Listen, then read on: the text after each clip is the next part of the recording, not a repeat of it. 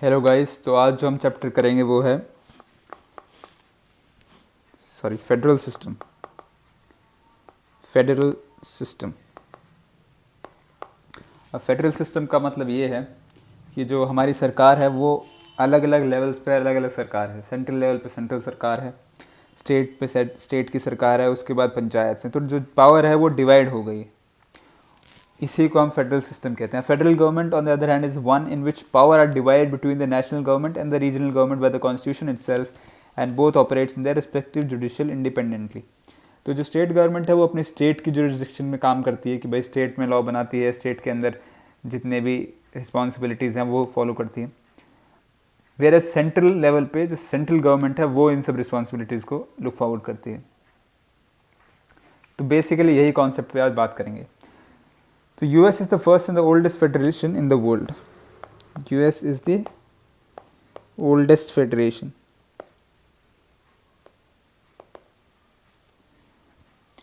It was formed in 1787 में ये बनाया गया था US, followed by American revolution से बना था US।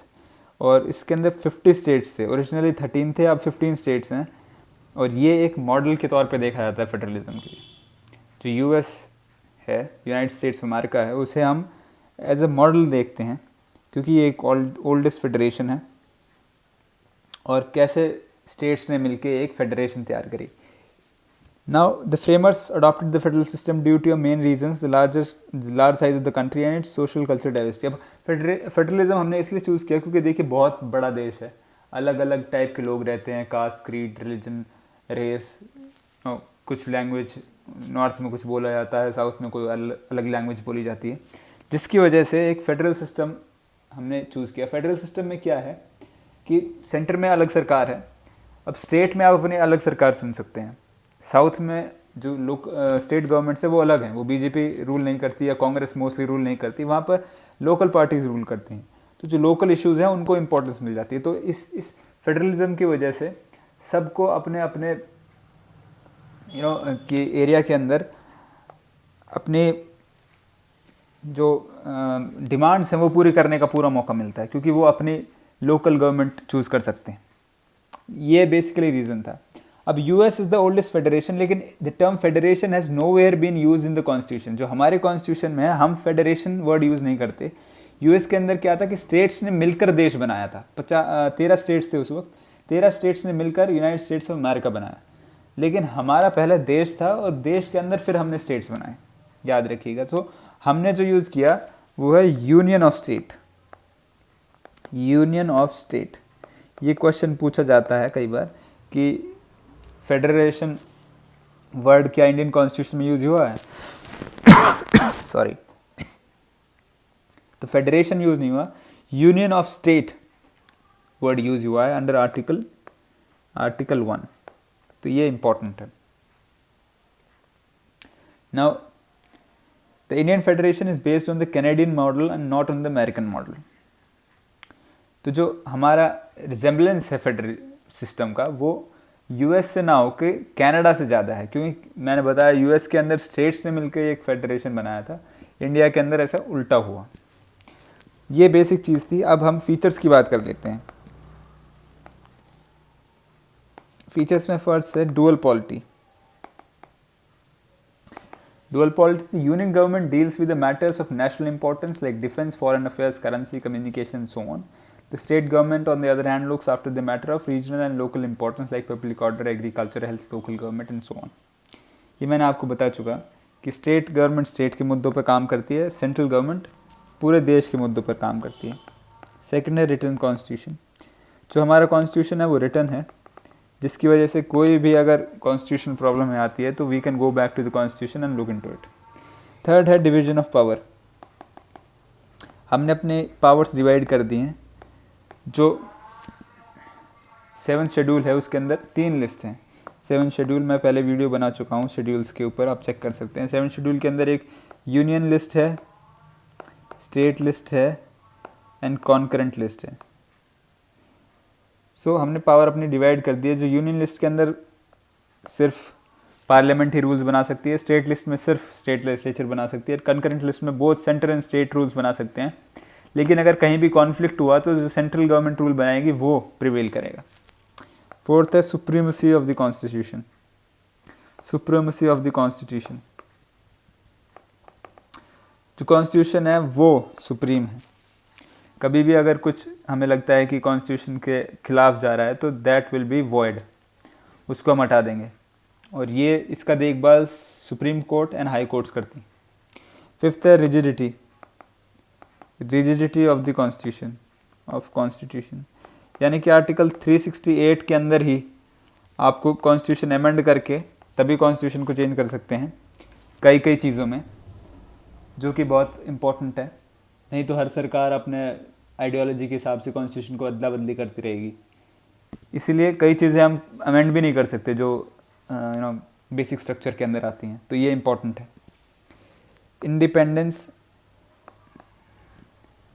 Independent judiciary, judiciary independent है भाई। जो सुप्रीम कोर्ट्स हैं, हाई कोर्ट्स हैं, वो इंडिपेंडेंट है, उनका कोई लेना देना नहीं है एग्जीक्यूटिव से। वो अपने जो जजेस हैं वो भी खुद ही चूज़ करते हैं, तो ये अच्छी चीज़ है। बाईकैमरलिज्म, बाईकैमरलिज्म का मतलब है कि हमारे पास दो हाउसेज हैं। जो पार्लियामेंट है उसमें एक लोअर हाउस है, एक अपर हाउस है। लोअर हाउस को हम कहते हैं लोकसभा, अपर हाउस को हम कहते हैं राज्यसभा। अगर याद करने में दिक्कत होती है तो LH लोअर हाउस है, तो L से याद रख लीजिएगा लोकसभा है, और अपर हाउस राज्यसभा है। अब जो यूनिटरी फीचर्स हैं कॉन्स्टिट्यूशन के, यूनिटरी फीचर्स जो हमें यूनाइट करते हैं एज अ कंट्री, वो हैं स्ट्रॉन्ग सेंटर। जो सेंट्रल गवर्नमेंट है वो स्ट्रॉन्ग है काफ़ी। सेकेंड है स्टेट नॉट इंडिस्ट्रक्टिबल, सॉरी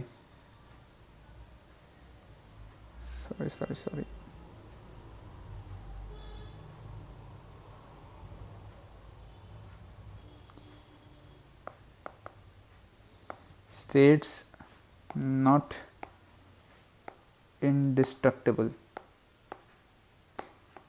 यह मैंने पहले भी चैप्टर में डिस्कस किया हुआ है कि जो स्टेट्स हैं उनको हम डिस्ट्रॉय कर सकते हैं, यानी कि हम किसी स्टेट की बाउंड्री अदला बदली कर सकते हैं, किसी स्टेट को डिवाइड कर सकते हैं।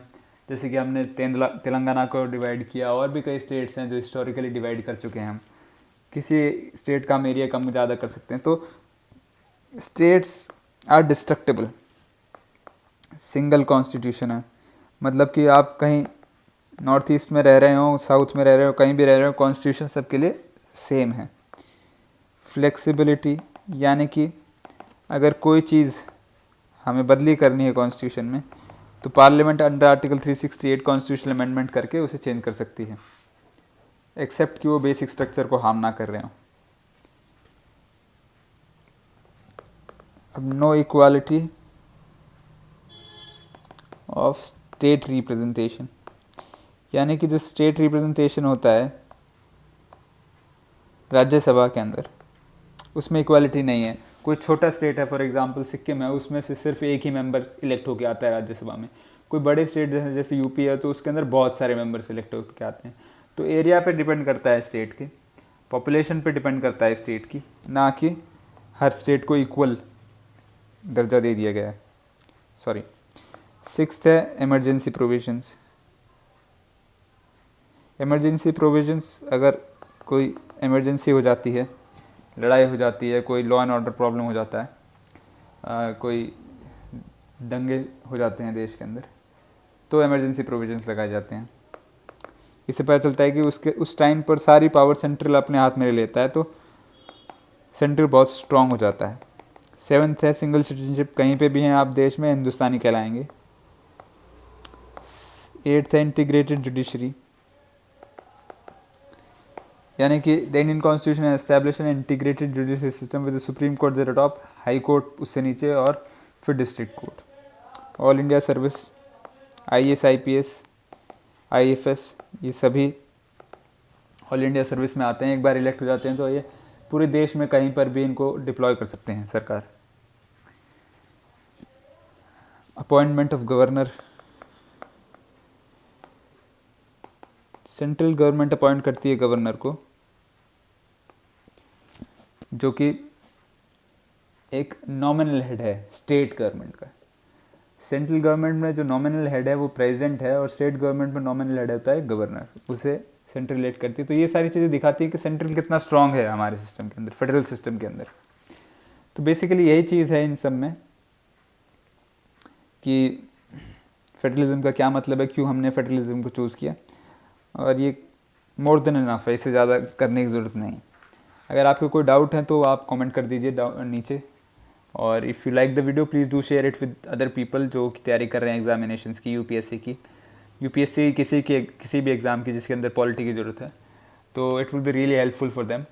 And please do like, share and subscribe to the channel, it will be of really good help for us.